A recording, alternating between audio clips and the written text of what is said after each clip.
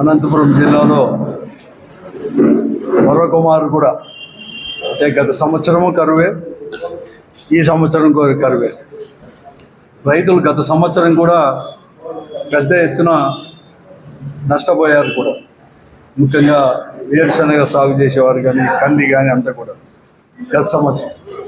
ఈ ఖరీఫ్లో అయినా కూడా వర్షాలు బాగుపడతాయేమో అనుకొని జూన్లోనే వర్షాలు రావడం, కాబట్టి తప్పకుండా కూడా వర్షాలు పడతాయని చెప్పేసి పెద్ద ఎత్తున కూడా ఈ జిల్లాలో వ్యవసాయం అని కూడా సాగు కూడా ఎక్కువ విస్తీర్ణంలో కూడా చేయడం జరిగింది. ముఖ్యంగా వేరుశనగ కూడా గతంలో అయితే 8 లక్షల హెక్టార్లు కూడా, అంటే దాదాపుగా 16 నుంచి 18 లక్షల ఎకరాలు కూడా వేరుశనగ వేసేవారు ఉమ్మడి అనంతపురం జిల్లాలో. కానీ కొన్ని కారణాలు కొన్ని సంవత్సరాల నుంచి కూడా వేరుశనగ విస్తీర్ణం తగ్గినా గత సంవత్సరం కానీ ఈ సంవత్సరం ఖరీఫ్లో దాదాపుగా 4.5 లక్షల ఎకరాలు, అంటే ఇక్కడ కూడా ఒక 2 లక్షల హెక్టార్లు, అంటే 4.5 లక్షల ఎకరాలు ఉమ్మడి అనంతపురం జిల్లాలో ఒక వేరుశనగ పంటనే వేశారు. ఆ తర్వాత కందులు కావచ్చు, కొర్ర కానీ, మొక్కజొన్న కానీ, ఇలాగ అన్ని జొన్నలు, ఇలాగ అన్ని అనేకమైన పంటలు కూడా వేయడం జరిగింది. కానీ ఎవరికైనా అందరూ కూడా వర్షాలు బాగా వస్తాయంటే దాదాపుగా ఒక 55 నుంచి 58 రోజుల వరకు కూడా ఈ జిల్లాలో, అంటే జూలై నుంచి ఆగస్టు చివరి వరకు కూడా జిల్లాలో ఒక చుక్క వర్షం కూడా రాని పరిస్థితులు కూడా అన్నీ కూడా ఎండిపోయినాయి కూడా. ఈరోజు అన్ని పంటలు దెబ్బతిన్నా వేరుశనగ పంట దాదాపుగా 4.5 లక్షల ఎకరాల్లో పూర్తిగా కూడా తుడిచి పెట్టుకొని పోయింది. కనీసం అంటే ఒక్కొక్క ఎకరాకు 30-35 వేల రూపాయలు పెట్టుబడి పెట్టుకుంటారు. ఈ 4.5 లక్షల ఎకరాల్లో ఒక వేరుశనగకు మాత్రమే 1600 నుంచి 1800 కోట్ల రూపాయలు పెట్టుబడి పెట్టిన వైనం ఈ జిల్లాలో, ఉమ్మడి అనంతపురం జిల్లాలో కూడా ఓన్లీ కేవలం ఒక వేరుశనగకు మాత్రమే పెట్టినారు. సర్వస్వం కూడా వేరుశనగ వేసిన వారు పోగొట్టుకున్నారు. ఖరీఫ్ సీజన్ కూడా అయిపోయింది, పూర్తి అయిపోయింది, ఎక్కడ కానీ కాలేదు. కనీసం 1-2 మొక్కలు ఉన్నా కూడా అవి పీక్కుందామంటే వర్షాలు కూడా కొన్ని దగ్గర అయితే ఇప్పటికి కూడా వర్షం రాలేదు. ఇతర ప్రాంతాల్లో రాష్ట్రంలో వరదలు వచ్చినా కూడా ఈ జిల్లాలో మాత్రం ఇప్పటికి కూడా పూర్తిగా కూడా పడలేని వైనం. కంప్లీట్గా కూడా దున్ని వేస్తున్నారు కూడా, కంప్లీట్గా కూడా ట్రాక్టర్లు పెట్టి దున్నేస్తున్నారు 3 రోజుల నుంచి కూడా కంప్లీట్గా. ఎందుకంటే ఎక్కడ చూసినా కూడా ఈరోజు కూడా పంట కూడా దున్ని వేరుపెట్టే, అంటే దాదాపుగా ఒక్క వేరుశనగలోనే 1600-1800 కోట్ల రూపాయలు కూడా ఈరోజు కూడా పోయిందంటే ఇంకా నష్టం ఎంత పెద్ద ఎత్తున ఉందో కూడా అందరూ కూడా చూడవచ్చు. కానీ ప్రభుత్వం మాత్రం ఎక్కడ కానీ ఆదుకోవాలని చెప్పేసి ఈ రైతాంగాన్ని ఎక్కడ కానీ కాబట్టి పరిస్థితి కూడా ఈరోజు కూడా ఉండే. నిన్ననే ఇక్కడే దగ్గరే, అనంతపురం దగ్గరే, నేనే అక్కడ ఏదో పనిపైన వెళ్తే రైతులు ఉంటే పొలం దగ్గరికి వెళ్తే పాపం ట్రాక్టర్లతో కంప్లీట్గా ఎంత దున్నేస్తున్నారంటే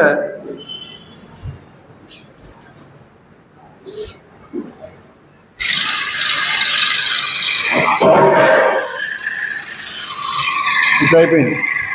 కంప్లీట్ దున్నేస్తాం, ఇదేముండదు అన్నమాట 4 లక్షలు. అంటే ఈ 16 నుంచి 1800 కోట్ల రూపాయలు పూర్తిగా కూడా కూళ్ళకు కూడా రాని పరిస్థితి కూడా ఈరోజు కూడా ఉంది. పోయిన సంవత్సరం కన్నా ఇన్సూరెన్స్ అంటే బీమా ఏమైనా వస్తుందేమో అంటే గత ప్రభుత్వం మాత్రం ఏదని కానీ ఇన్పుట్ సబ్సిడీ కానీ రైతు భరోసా కానీ అప్పటికప్పుడు ఇచ్చిన ఇన్సూరెన్స్ అనేది కూడా నెక్స్ట్ ఖరీఫ్ ప్రారంభంలోనే, అంటే జూన్ కల్లా వచ్చేది కూడా ప్రతి సంవత్సరం కూడా. కానీ గత సంవత్సరంది ఇంతవరకు కూడా, పోయిన సంవత్సరం కరువులో కూడా ఉండే వేరుశనగది కానీ ఎక్కడ కానీ ఇన్సూరెన్స్ కూడా ఇవ్వలేదు.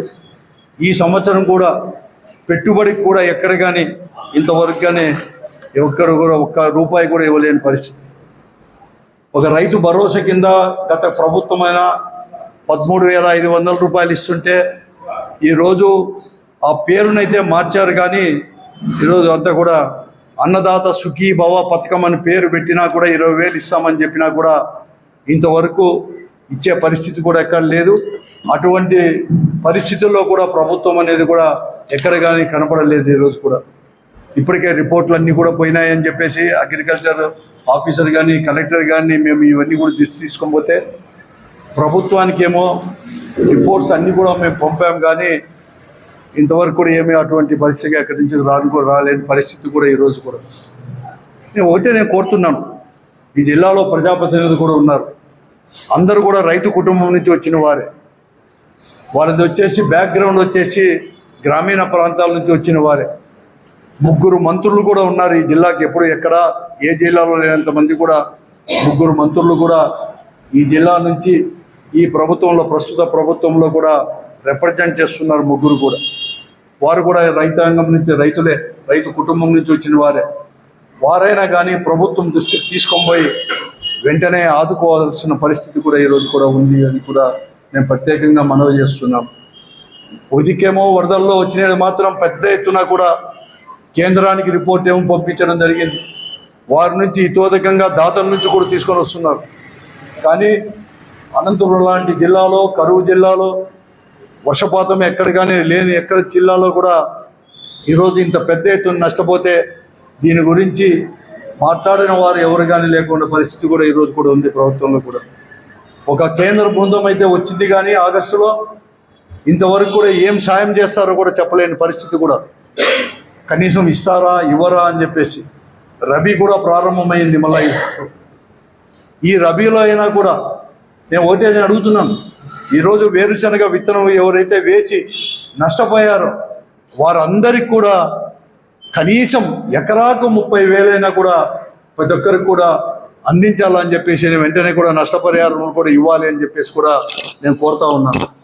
అదే కాకుండా ఈ ఖరీఫ్లో అంటే రబీ కూడా ప్రారంభమవుతుంది కాబట్టి వేరుశనగ విత్తనాలు కూడా అంటే నేను రబీలో కూడా సబ్సిడీ వేరుశనగ విత్తనాలు కూడా ఇవ్వాలని చెప్పి నేను కోరుతా ఉన్నాను.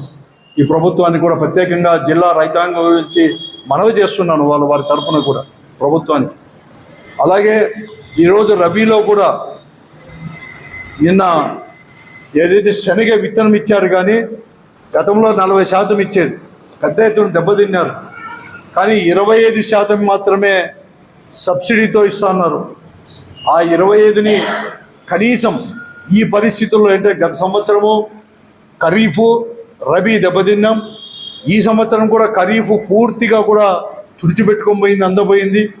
కనీసం నల్లరేగడి నేలలో అయినా కూడా ఇవన్నీ కూడా శనగలు వేస్తారేమో, కానీ దానికి కూడా ఒక 50% సబ్సిడీతో ఇవ్వాలని చెప్పి నేను కోరుతా ఉన్నాను కూడా.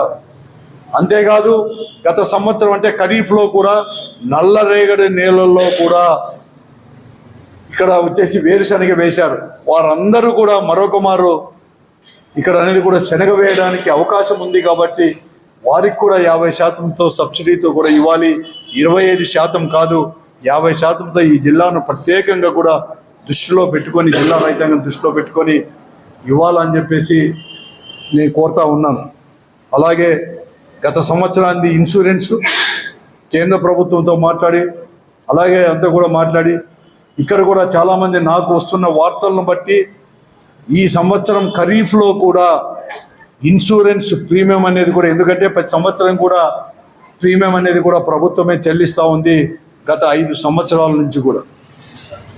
ఈ ఖరీఫ్లో కూడా నిన్నటితో ముగిసిన ఈ ఖరీఫ్ కూడా ఇంతవరకు ప్రీమియం అనేది కూడా ప్రభుత్వం కట్టినారని కొంతమంది, కట్టలేదని కొంతమంది కూడా వార్తలు వస్తున్నాయి. కాబట్టి వెంటనే తగు జాగ్రత్తలు కూడా తీసుకొని ఈ సంవత్సరం గత సంవత్సరంతో పాటు ఈ సంవత్సరం కూడా పెద్ద ఎత్తున కూడా ఇన్పుట్ సబ్సిడీ రూపంలోను అలాగే ఇన్సూరెన్స్ రూపంలో కూడా అందించాలని చెప్పేసి, లేకుంటే ప్రతి ఎకరాకు కూడా వేరుశనగ వేసిన వారికి 30,000 రూపాయలు కూడా నష్టపరిహారం ఇస్తూ, అలాగే కందులు ఇవన్నీ వేసేదానికి కూడా సాయం చేయాలని చెప్పేసి నేను ఈ ప్రభుత్వాన్ని జిల్లా రైతాంగం తరపున నేను ప్రత్యేకంగా కూడా మనవి చేస్తున్నాను కూడా ఈరోజు కూడా. అలాగే ఈరోజు ఈ అనంతపురం జిల్లాలో హార్టికల్చర్ కూడా బాగా కూడా పెరిగిపోయింది. గ్రౌండ్ వాటర్ కూడా దినదినానికి కూడా తగ్గుతూ వస్తున్నాయి. అందుకోసమే చాలామంది రైతులు బోర్లు లోతు చేసుకోవడమో లేకుంటే మోటార్లు కిందికి దించుకోవడమో ఇవన్నీ చేస్తూ కొత్తగా కనెక్షన్లు కూడా అంటే ఎలక్ట్రిసిటీ కనెక్షన్లు కూడా పెట్టుకోవారు. నాకు తెలిసినంత వరకు ఈ నెల అంటే సెప్టెంబర్ ఆఖరి వరకు కూడా 12,000 కనెక్షన్లు ఈ ఉమ్మడి అనంతపురం జిల్లాలో రైతులు 12,000 కనెక్షన్లు కూడా ఈరోజు పెండింగ్లో ఉన్నాయి. రిజిస్టర్ చేసుకొని డబ్బు కట్టి వారు రిజిస్టర్ చేసుకొని 12,000 కనెక్షన్లకి ఇప్పటికే పెండింగ్లో కూడా ఉన్నాయి. అంటే దాదాపుగా 4,000 ట్రాన్స్ఫార్మర్లు కూడా కావాల్సిన అవసరం ఉంది. ఈరోజు మేము ఎస్సీతో కానీ ఏ అధికారులతో ఏ రైతు మాట్లాడినా మేము మాట్లాడినా కూడా దాదాపుగా జనవరి అంటే ఫిబ్రవరి నుంచి కోడ్ వచ్చినప్పటి నుంచి ఇవ్వలేదు, కోడ్ వచ్చిందని. ఆ తర్వాత మెటీరియల్ లేవు, ట్రాన్స్ఫార్మర్ లేదు. మేము ప్రభుత్వానికైతే నివేదించాం వెంటనే తీసుకొని రావాలని. అవి వచ్చిన వెంటనే మెటీరియల్ వచ్చిన వెంటనే మేము కొత్త కనెక్షన్లు ఇవ్వడానికో లేకుంటే అదనంగా కూడా ట్రాన్స్ఫార్మర్ ఇవ్వడానికో వీలుంటుంది, కానీ లేకుంటే వీలు కాదని చెప్పే జవాబు ప్రతి ఎలక్ట్రిసిటీ అధికారి నుంచి ఎస్సీ నుంచి ఏఈ వరకు కూడా వస్తున్నాయి. అందుకోసం నేను ప్రత్యేకమైన శ్రద్ధ చేయాలని చెప్పి నేను కోరుతా ఉన్నాను జిల్లాలో ఉండే ప్రజాప్రతినిధులు అందరికీ కూడా. ఈ ప్రభుత్వం ఎందుకంటే ముఖ్యమంత్రి చంద్రబాబు నాయుడు గారికి ఈ జిల్లా గురించి తెలియని పరిస్థితి కాదు. ఈ జిల్లాలోని కరువు ఛాయలు కానీ కరువు పరిస్థితులు కానీ హార్టికల్చర్ విషయం ఇవన్నీ కూడా. కాబట్టి దీనిపైన ప్రత్యేకమైన శ్రద్ధ తీసుకొని రావాలి. కేవలం డైవర్షన్ పాలిటిక్స్ కోసం ఏదో వేరే విషయాల మధ్య కాకుండా ఈ జిల్లాలో రైతుల యొక్క ఆత్మహత్యలు ప్రారంభం కాక మునిపే, వలసలు ప్రారంభం కాక మునిపే అన్ని చర్యలు కూడా చేపట్టాలని చెప్పేసి నేను ప్రత్యేకంగా కోరుతా ఉన్నాను. అంతేకాదు ఈరోజు మన జిల్లాలో వర్షాలు రాకపోయినా వెస్టర్న్ ఘాట్స్ కావచ్చు, పైన ప్రాంతాల్లో వర్షాలు వచ్చినాయి కాబట్టి శ్రీశైలం డ్యామ్ కావచ్చు, అనేకమైన డ్యాములు ఇవన్నీ కూడా నీళ్లు కూడా సమృద్ధి కూడా, తుంగభద్ర డ్యామ్ కానీ సమృద్ధి కూడా ఉన్నాయి. ఈ రోజు కూడా ఓవర్ఫ్లో అయిపోయి సముద్రం పాలు కూడా వస్తున్నాయి. కానీ మనము తగిన రీతిలో ఇవన్నీ కూడా తీసుకోలేదంటూ కూడా పూర్తిగా కూడా వైఫల్యం చెందాము కూడా. ఎందుకంటే జూలై నుంచి తీసుకోవడానికి శ్రీశైలం నుంచి అవకాశాలు ఉన్నా ఆగస్టు 1వ తేదీ నుంచి వచ్చిన 2,200 క్యూసిక్లు రావాల్సింది ఈ రోజు కూడా 12 రోజులు 13 రోజులు వచ్చి నిన్నటి రోజు లేకపోతే ఈ పొద్దు ఉదయం నుంచి మాత్రమే 1,600 నుంచి 1,700 క్యూసిక్లు మాత్రమే ఈరోజు మాల్యాల దగ్గర కూడా పంపింగ్ చేస్తూ ఉన్నారు. 2,200 క్యూసిక్లకు గాను అక్కడ కూడా నీళ్ళు తీసుకొని రాలేకున్నాం. ఇప్పటికే 6 టీఎంసీలు వచ్చేసాయి కానీ రాలేదు.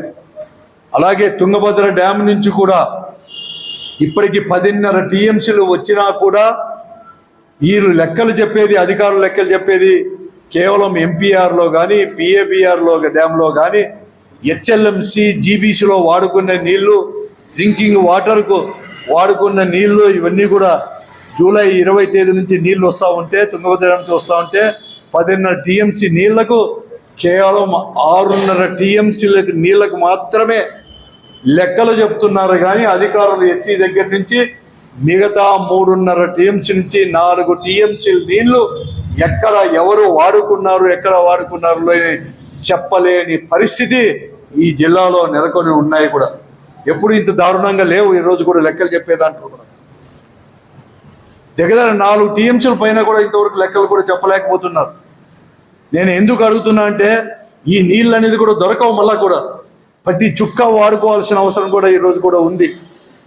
ఎందుకని ఈ కరువు తర్వాత భూగర్భ జలాలు ఇంకిపోతున్నాయి కాబట్టి తాగునీటి సమస్య కూడా భవిష్యత్తులో కూడా మళ్ళా ఆగస్టు సెప్టెంబర్ వరకు కూడా మనం నిల్వ చేసుకోవాలి కాబట్టి ఇవన్నీ కూడా ఉన్నాయి.